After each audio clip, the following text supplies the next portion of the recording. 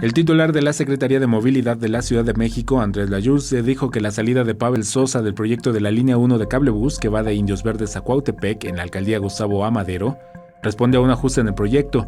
Señaló que no se debe a una sanción por haber mencionado que el sistema de transporte no resuelve los problemas de movilidad. Layuz dijo que se habló con el coordinador del órgano regulador de transporte de la CEMOVI, Pavel Sosa, y se le informó de las modificaciones del proyecto y en esta evaluación conjunta se estimó que el ahora exfuncionario ya no estaba en condiciones de aportar al proyecto. Hicimos una evaluación conjunta de los múltiples proyectos, tanto de cablebús, como les comentaba ahí en la comparecencia del CETRAM Indios Verdes, y decidimos hacer un cambio ahí para continuar el mismo trabajo. En realidad no hay una diferencia importante en los objetivos del trabajo, y pues lo platicamos en conjunto, tanto Pavel, Natalia y yo, y bueno, esa fue la decisión. Natalia Rivera se queda a cargo del ORT.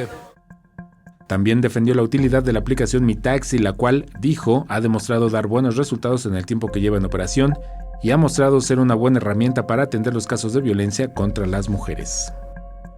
Pues la aplicación de Mi Taxi creo que es clave, o sea, lo que hemos demostrado en las pruebas que hicimos con el botón de pánico y en los eventos registrados es que puede reaccionar muy rápido el C5 cuando las personas están usando la aplicación.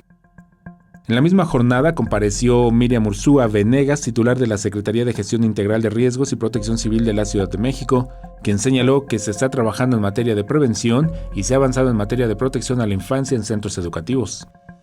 Hemos establecido las medidas de seguridad en materia de gestión integral de riesgo y protección civil con las que deben contar los centros de atención y cuidado infantil.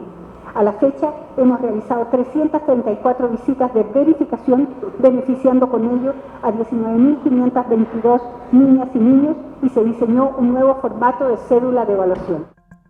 Imágenes Javier Martínez, información y voz Alberto Álvarez Santana, 21 Noticias.